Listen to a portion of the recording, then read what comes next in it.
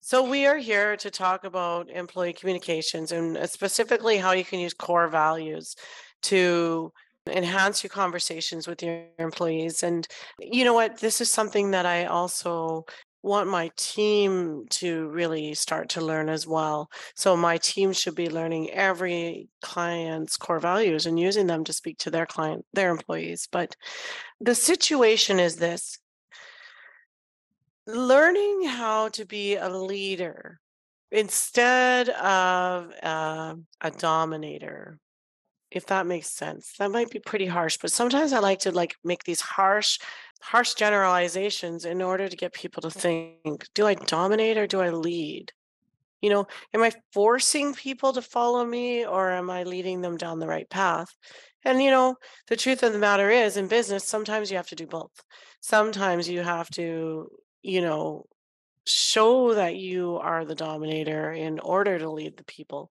You know, Sometimes people need to look at their leader and feel pride and joy and see that they're overcoming the obstacles. Like they need to see you as a hero in order to be inspired enough to follow you. Other times, though, you need to lead by letting your employees know that you trust them. You want your employees to be a part of your growth. There just so many things going through my mind right now. I probably should have a slideshow, but I sometimes like to just talk from the heart about these things. When you think about the idea that you don't want employees that are only here for a paycheck, you want employees that care, that are excited about your growth, they're excited about having an amazing employee or employer. You also want to be that kind of employer. Don't be so caught up in only caring that they show up for the job. If you make this a money transaction and money transaction only, that's what you're going to get from your employees as well. So if you say, hey, I need somebody to work and you want to work, and I think we'd be a good fit to work together. So let's exchange money. And by the way, while we're at it, we're going to make it a great experience. This is going to change your culture. Yes, we all have to work. And yes, we as business owners, we need employees. Yes, that's true. But we don't have to have only a financial transactional relationship with our employees. And when you get under this stress and when things are going really wrong in your business, and when there's complaints coming in the door and you just can't seem to get a hold of any single employee, they all seem to be going rogue. This is when you really need to stop and think about it. How did I teach my employees that this is acceptable? What am I doing to make them feel that the only thing that matters is showing up to work and leaving at the end of the day? How can I create an existence for my employees that in between the space of time when they start their day and when they finish their day, there's some true, let me see, what is the word? There's some true inspired transactions going on where they are so excited about the growth of your business, or they're so excited to work for you, or they're so excited about the job they're doing and the cleanliness they're leaving behind, that they are really actually putting their entire effort into this day's work. It sounds like a dream, doesn't it? Give me your best happy emoji if you agree that this sounds like a dream. Is that something that you want to see in your life, in your business? Well, thank you. That's a good one with the stars in the eyes. Yeah, I had to pick That's a one. really good one. Well, you can do that. Any single human being can inspire others if you figure out what it is that drives them. So your employees are driven first to come to this job, to come to your interview. They are driven there by the wage that you're offering in your job ad.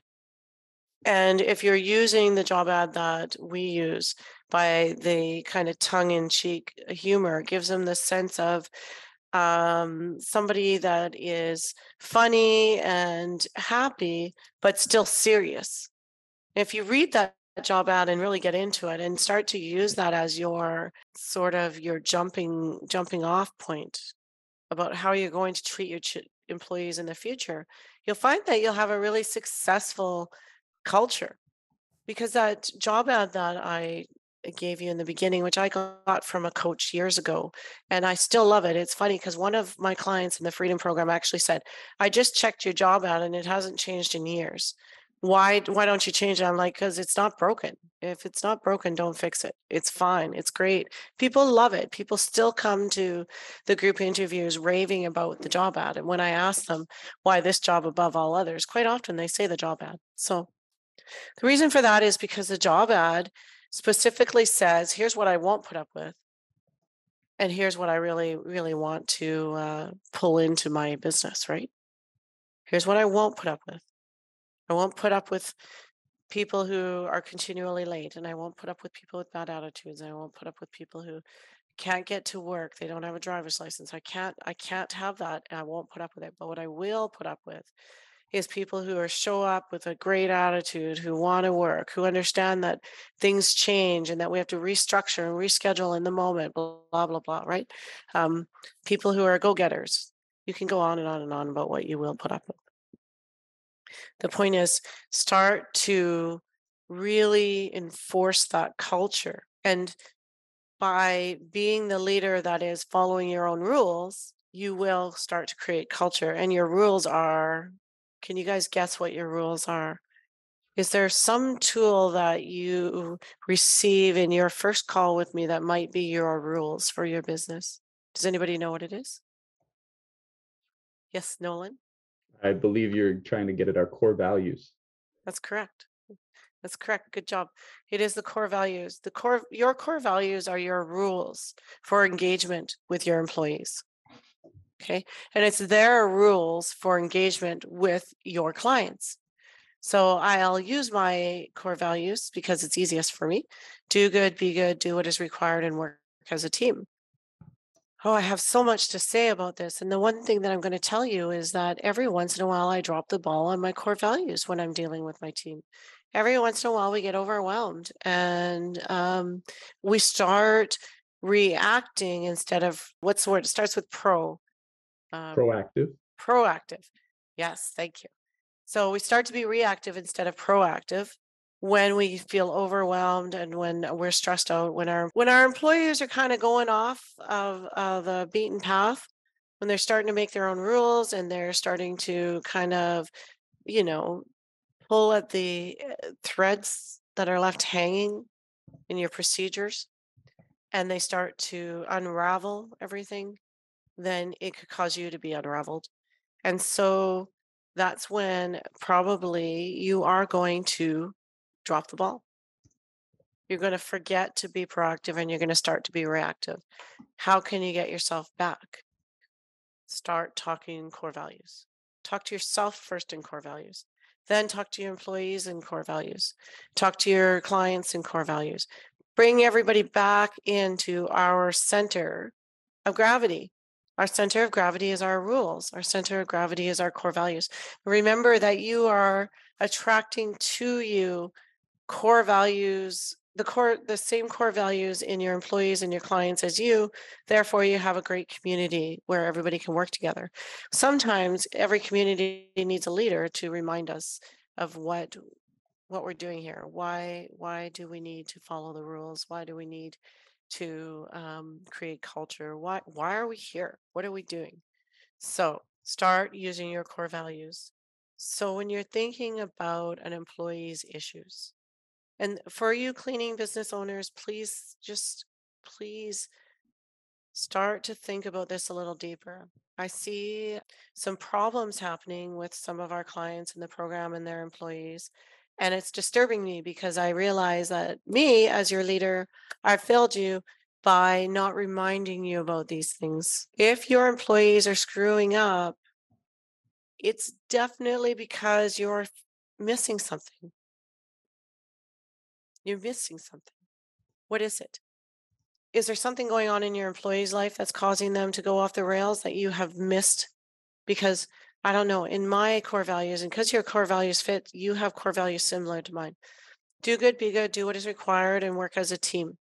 My employee is suddenly calling in sick every week on Sunday and Monday. Hmm. What's going on in her life, his or her life, that's causing them to call in sick on Sunday and Monday? Well, what is the way that I'm going to find that out? Honestly, it's going to be to have a talk with them. Now, how do I phrase this conversation so that the employees, the employee that you're speaking with, can actually open up to you and talk to you? And how you're going to phrase it is in core values related questions. So let's take the instance of an employee who's not showing up on Sunday and Monday. You might you're going to invite them to a conversation. You can invite them to a text message, an email, you can phone them, you can invite them to a Zoom. It doesn't matter how you have the conversation, just have the conversation. And the conversation should start out with, "Hey there. I've noticed that it seems to be a pattern that you're not coming to work on Sundays and Mondays. And I'm just wondering, is there some kind of obstacle in your life that's creating, that's, sorry, is there an obstacle in your life that's causing you to not be able to make it to work on Sundays and Mondays? Is there something that you're not telling me that I need to help you with?"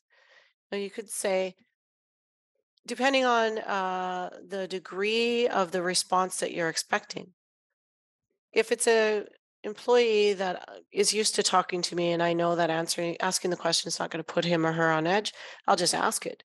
But sometimes you might want to start out by framing it. "Hi, how are you today?" They say, "Good, thank you." "Why do you ask?" "Well, I was just thinking about our core values of do good, be good, do what is required, and work as a team. And I realized that I've noticed that you're missing work quite a bit on Sundays and Mondays. And according to my core values of do what is required, I need to ask you if there's something that's holding you back from coming on Sunday and Monday. And according to my core value of do good, be good, I need to find out if there's something I can do to help you overcome this obstacle." And I'll tell you right now, that employee is going to tell you what's wrong. It doesn't matter what's wrong. In fact, the worse it is, the more likely you are to get an answer when you talk in core values. So maybe the employee has an addictions issue and they drink too much on the weekends and they can't make it to work. Or maybe the employee has a problem with their babysitter and they're afraid to tell you that they don't have reliable babysitting because they're afraid that they'll get fired. By the way, if that's the case, this is a really excellent, loyal employee. You help them overcome the babysitting issue. You got an employee that's never going to leave, right? You find If you find answers to their obstacles, if you find solutions to their obstacles, they will stay with you and they will want to serve you better. And in return, they're going to serve your clients better. So that's one way. Now, when it comes to, I didn't finish that. That's one way to be there for your employees. But now, when it comes to employees who are not following procedures, they're not doing their final walkthrough, and you're constantly getting complaints or concerns about them. Now, this needs to be a little bit more of a stern conversation, but just because it's just because it's not a stern, or sorry, what should I say here? Just because it has to be more of a stern conversation doesn't mean so. When it comes to them not following procedures and you're asking over and over again and they're not following their procedures, you might be thinking you should fire them. You might be thinking the only way to fix this is to get rid of this employee. And you could be right. But what are you going to do to make sure that you're right? Because once you've severed the relationship, you can't get it back. So the first thing is to ask yourself, are they capable of doing anything? Like, is there any position in your company that they do well that you would like to keep them on board for? Because I believe as employers, it is our responsibility to find a way to work within our employees' skills and develop their weaknesses. So if it's an employee, let's use a residential cleaning situation where they are really good at cleaning bathrooms and they suck at cleaning kitchens. And every time you put them on a kitchen, something goes wrong. And you're like, man, I want them to be able to clean the whole place, but bathrooms is the only place that they actually excel. Then the question is, first of all, you found one answer. Yes, they are really good at something. They're really good at bathrooms. Now, when it comes to keeping people in one place, when you solve that problem, you create another solution. Or when you solve that problem, you create another problem. Sorry, because now if you say, okay, I'm going to leave them in the bathrooms forever. Well, now the person who's the doing the kitchens and the dusting, maybe they don't want to always be there. Maybe they like to have uh, what do you say, variety. Maybe they can't stand always being on the same job and they like the fact that they switch every now and then or every job or whatever it is that you do. And so now you've got to solve that problem. So there's solutions. You can put them on with another employee that will rotate with them, or you can talk to the person who's really strong at cleaning kitchens and ask them if they'd be willing to spend a little extra time training the person who's only good at bathrooms to maybe be able to be good at kitchens too. You got to figure out a way to make this work. Because as soon as you have somebody who's strong in one area, you've got to hone in on that. And then you've got to find a way to, first of all, you're going to, what's the word? Acknowledge. You're going to acknowledge their skill and you're going to celebrate their skill. And then you're going to pull them outside of their comfort zone, right? Because we know they're a good cleaner if they do a great job on bathrooms. We know they're a good cleaner. There's something keeping them in the bathroom, right? Maybe they feel insecure about the kitchen. Maybe their partner made them think that they could never ever clean a kitchen, and so now they're afraid to. And so every time you put them in the kitchen, their little imposter monster steps up and causes them to miss the stupidest thing, that crumbs on the counter that causes you to get a complaint, right? It's not simple, guys. We all know, if you're somebody who started out as solar solo cleaner, you know it's not as simple as just cleaning. There's so many skills involved: attention to detail, prioritizing, ability to follow directions, the ability to work with a team member. The skill set for being a cleaner is pretty huge. Like, you even got to understand that it's better to use a string mop in a figure eight than a back and forth. That's not something everybody knows. You've got to teach your cleaners that. Like, that's a simple thing that if you've been cleaning for 40 years, you think it's simple. Like, when I realized that people didn't know that, I can't even remember where I learned it, but I must not have known it sometime in my life. I must not have known that, right? So think about that when you're teaching your employees new skills. Think about the fact that they've got some sort of like imposter monster probably that's holding them back. If they're a good cleaner in the bathroom and they're not in the kitchen, there's something causing them to want to hide in the bathroom, you know? I always used to tell my employees, come out of the bathroom, you know, come in, let's see the rest of the house. It's like walking out into the sunshine. Like, you don't have to remain in the bathroom for the rest of your life, right? So anyway, how are you going to do this? How are you going to motivate your weak employees, team member, to help them excel? How are you going to do that? You are going to talk to your team leader with core values, right? Core values. So you go to your team leader and you say, "Hey, so and so, I wanted to talk to you under you understand that our motivation here is to always be following our core values of do good, be good, do what is required, and work as a team. And with that in mind, I just wanted to talk to you about your partner, so and so, who's really good at cleaning the bathrooms, but not so great at the rest of the house. Could you provide me any insight? Do you know anything about the reason that's happening?" And see what they say to you.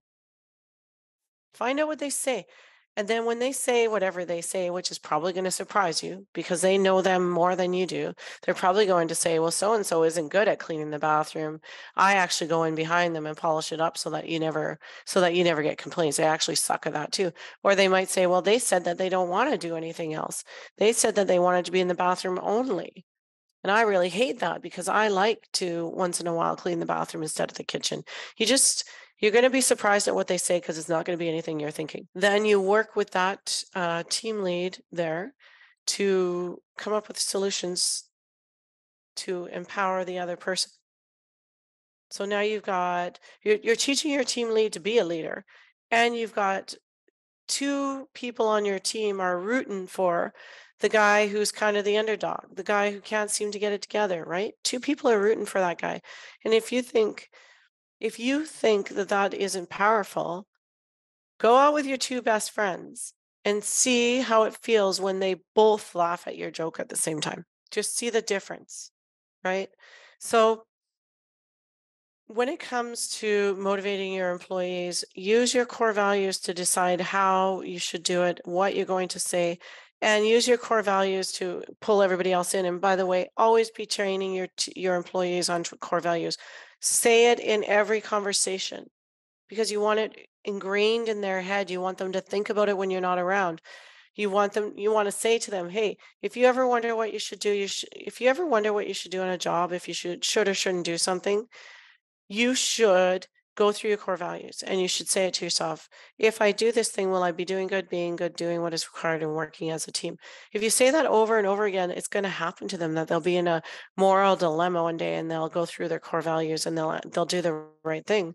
It will be to the point that they're so compelled to do what you told them to with the core values that they won't be able to ignore it. And this is what happens. This is a magic when your employees start to follow your procedures. Because once they are saying their core values back to themselves and they're using that to empower themselves, then when they're not following your procedures, they'll be like, okay, well, when I don't do the final walkthrough, will I be doing good, being good, doing what is required, working as a team? And they'll actually walk away with guilt if they don't do it. They won't be able to. I've had employees say this, I can't not do it because I know I'm breaking the core values. Because don't forget, core values is speaking to somebody's soul. Core values is talking to their soul. Their conscious mind cannot fight with your core values because there's no fight there. Your core value is your core value. So think about ways that you can empower your employees using your core values. Put them on your cards, put them on your website, put them on your Facebook group, say them to your employees. Get them there, get them working with you in core values. It's said in the group interview, it's said in the 3-month review, it's said in every single bonus review, it's said in every single meeting. And by the way, have your monthly meetings. Have them religiously. Don't stop having monthly meetings. If you don't have them now, start having them. Monthly meetings keep everybody on track and it gives you a chance to beat into them your core values and also lead with your core values. If you want your employees to follow your core values, then lead with them. Make sure you're doing it and let them know. In your meeting, you tell them about a time recently where you used your core values to make a decision and how great it felt, you know? So let us now come around to those of you in the audience here.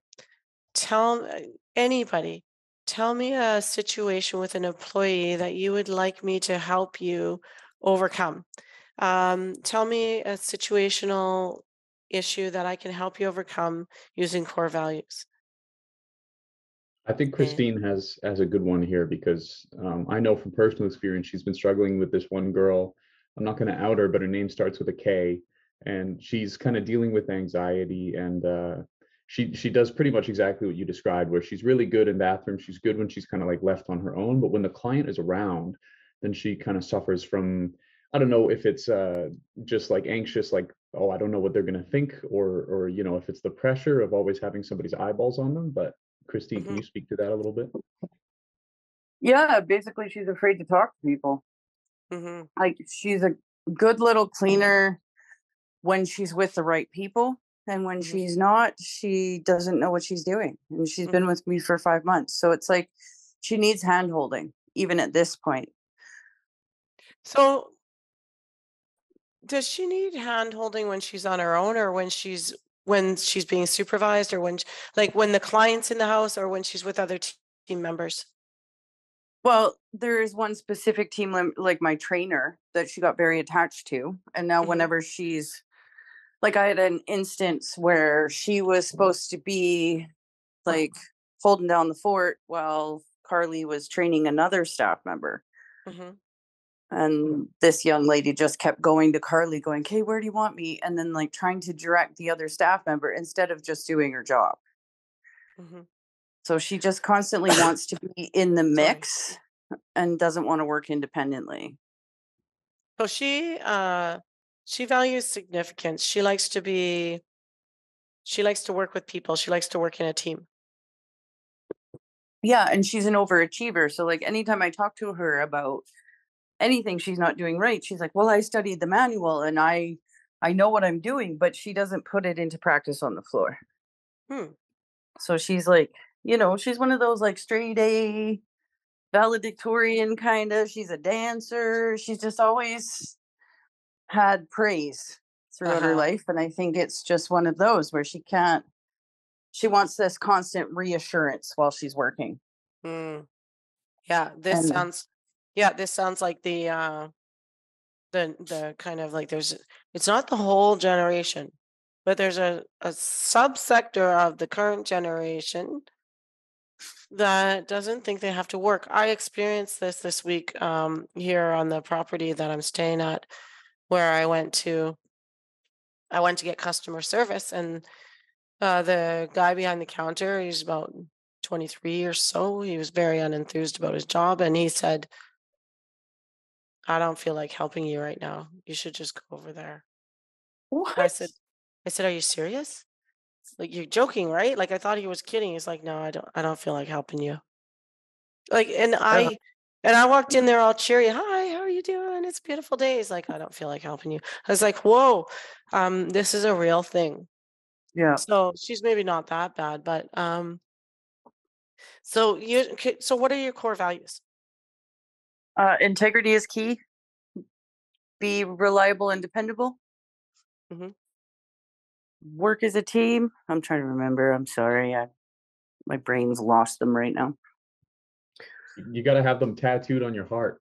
I know, and normally I do. I just don't have it on my brain right now because I was just in the middle of doing 20 other things. Andy Elliott Respect does the this too with earth. his sales trainers, and he says, he just gets them to answer a bunch of simple questions. Mom, what's your name? Christine, When were you born? January 8th, 1977. Easy, right? You know that. Where do you live? In Kamloops, BC. Cool. So what are your core values? Like it should be that quick. You should know them like Yes, I that. hear you. I do hear you. Integrity is key. Do what is required. Be reliable and dependable. Work as a team and respect the earth. Awesome. So now, out of those five core values, so I think, okay, you tell me, does she respect the earth? Yes. Is she reliable and dependable? Yes. Does she work as a team? Yes. She just Does can't work on her own. So she's Okay. And then what were the other two? do what is required. And I think that's where she's failing. It's like Okay. you're required to work independently at times. Mm-hmm. And what was the last one? Integrity. Integrity Does is key. does she have Yeah. integrity? She does. So she has Like, 4 out of 5. right. Which is why I haven't let her go yet, but she's Okay. frustrating me. Okay. So your frustration with her, is that a you problem or a her problem? No, I think it's an everybody on the team is at the point where it's like she's been with us long enough. Like she needs to get off the leash and go do Well, her thing. do your teams, you don't have teams that work in together? Like, Oh, I do. But so she primarily works with Carly, who is my team lead quality control manager. mm-hmm. But anytime she works with anybody else, she walks around in circles and doesn't know what she's doing. So Carly has babied her. Yes. Carly made her dependent. Yes. Carly's not a Yeah. good trainer. But even Carly is frustrated at this point because now she's not. But Carly has trained 3 people that started after, like, her name's Kate. So Carly has trained Kate and is now trained 3 or 4 other staff members that are completely independent doing their own thing. But they don't have the same issues, Right. right? So So your systems must be created with to everybody. uplift your weakest employee. Mhm. So it sounds to me like your weakest employee is a 4 out of 5, which is pretty freaking awesome. Yeah. And if she's a 4 out of 5, couldn't you find a solution for her? Well, and I have found a solution. Well, she found the solution. She's going back to school full time, so she's only going to work Fridays. So Okay. I've just scheduled her with Carly on Fridays, and now we're good, right? So you found the But I solution. Right, but I would like to know if this comes up again with another staff member. Hmm.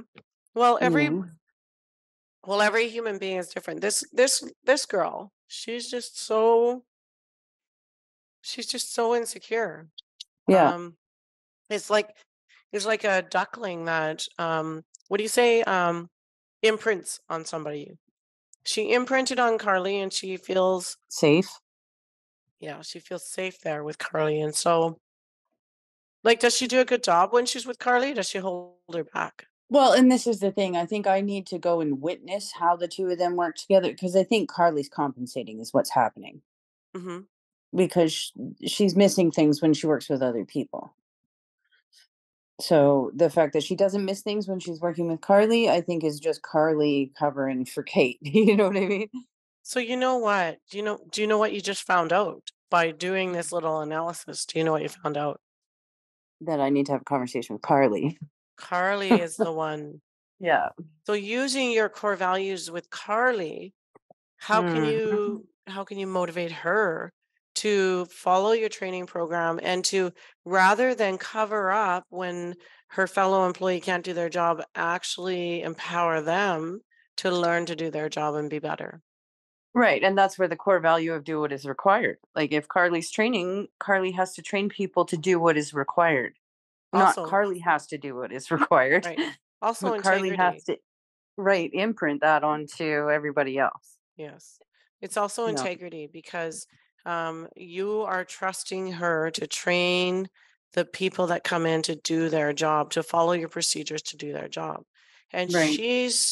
well, I'll say this, that from an outsider's point of view, it looks like maybe Carly maybe doesn't want people to be fully trained because maybe Carly's feeling a little insecure with her job. If she were to train these people to be able to handle this on their own, then she's no longer what's top boss. Like she's feeling inferior. So then, like, this is a whole, like, backwards, we're reverse engineering this. So Right. then, my friend, what is it that you say to Carly that makes her feel that if somebody else came along that she would train to be so good that she might have her job in jeopardy? I don't think it's that, to be honest. I think she's just babying Kate because everybody else that she trains is independent. Right. So Okay. I Oh don't yeah, I think forgot about that point. right? I don't think it's Carly holding back. I think it's just this one situation with Kate, and she's still just mothering the situation. And I So, have had conversations with her because Carly and I are a lot alike. mhm. And you know, I So, struggle to release the young ones too. mhm. Ah, So, oh, okay. So the reason that I had that reaction is because I was just going to say to you, just remember that any problem that you have with your team comes back yeah, to you.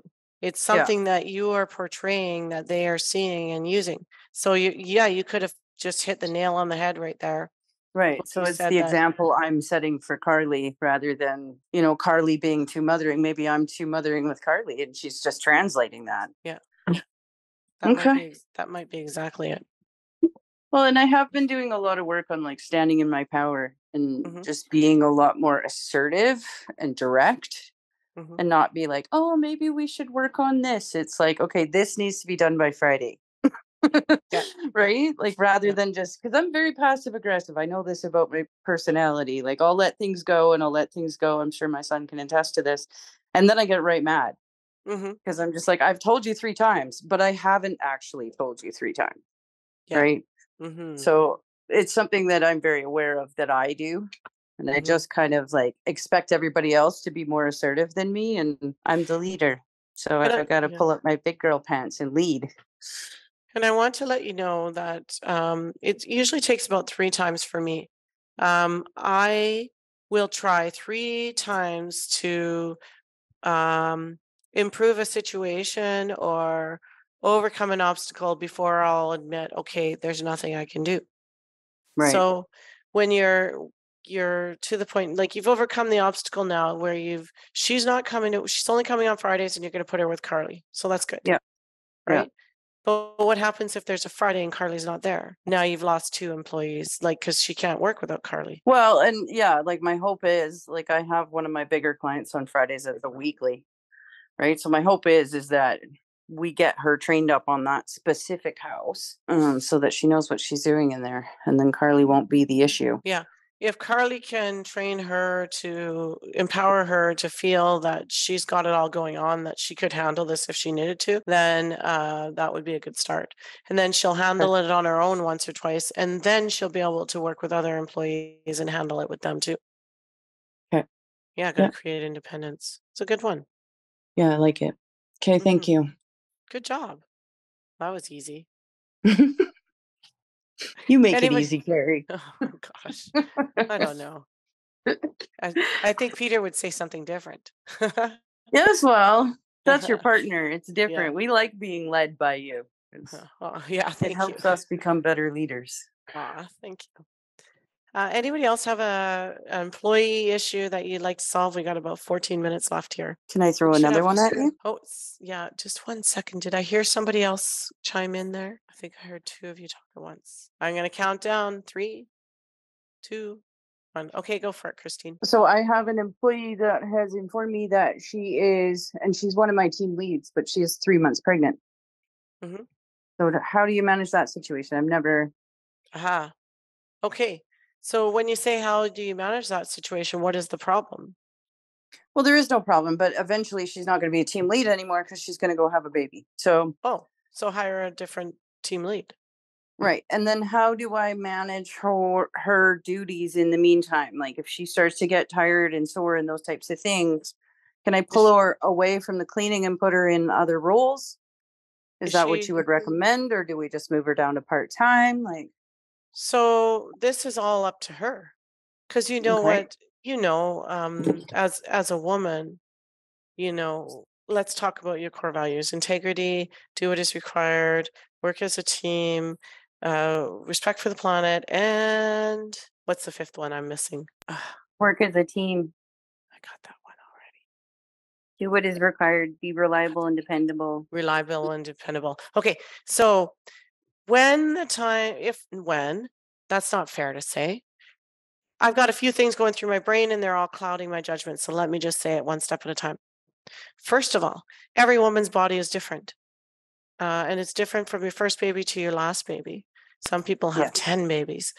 And the my thing God, is, those are the real heroes. right? Then, like every pregnancy is different and what they can handle is different. And, the truth of the matter is, anytime when I was a cleaning business owner that an employee got pregnant, I worried. I worried because I didn't want them to overextend themselves at work and lose their baby. Like I could never forgive myself for that. So the thing is to have a conversation with them and say, I really need you to let me know if this getting to be too much for you. Some people, I s- some people run marathons still when they're 7 months pregnant, you know?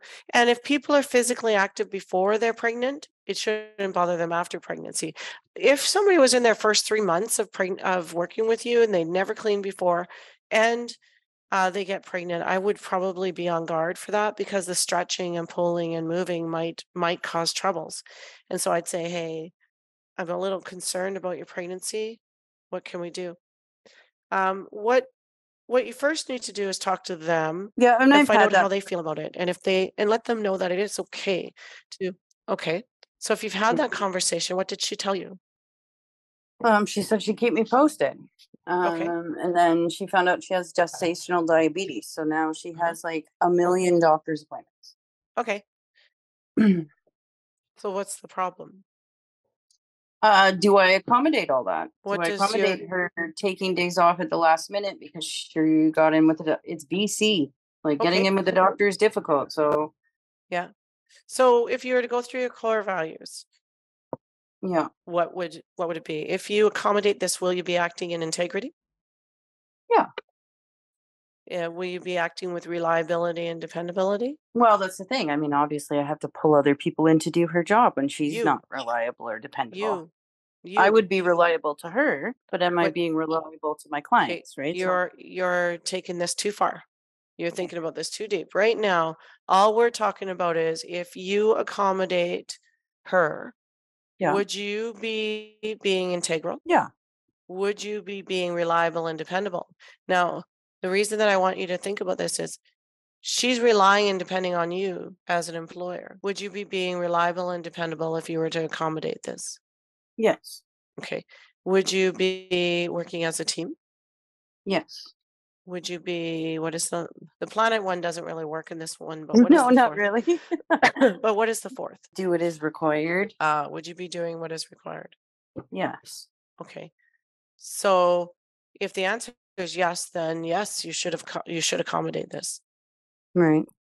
So when it comes to the clients and all of that, you'll just need to you're just gonna have to figure it out as you go.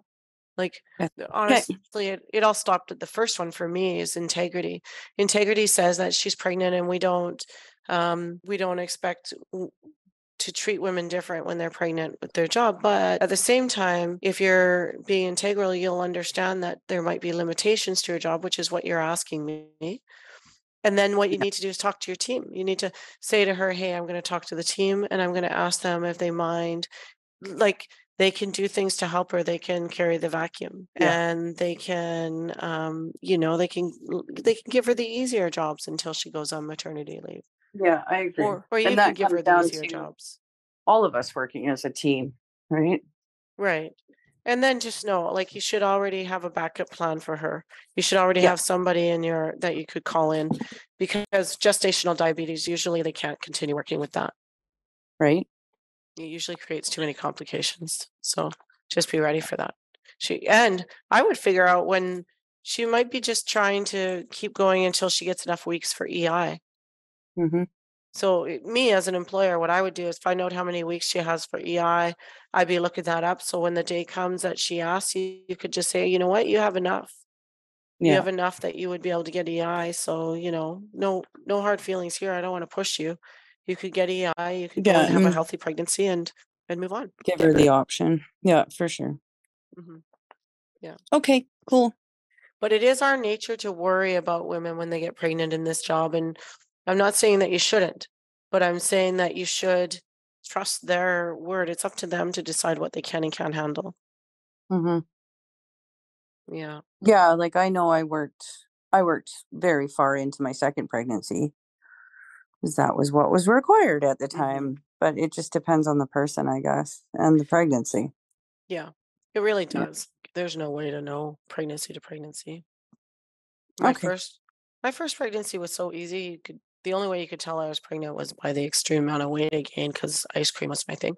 My second pregnancy was just bed rest the whole time. I just felt lost her and I lost 14 pounds during the pregnancy. It was just crazy. It's Wow. just crazy. Yeah.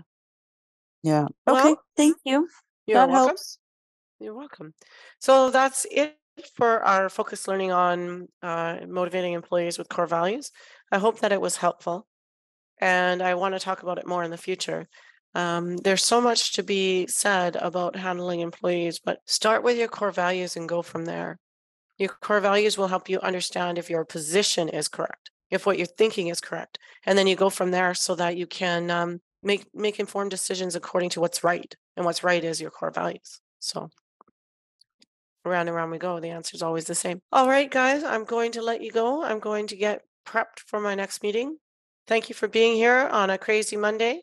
I love you all, and I'll see you soon. Thanks, Carrie. You're welcome. Thanks, Nolan.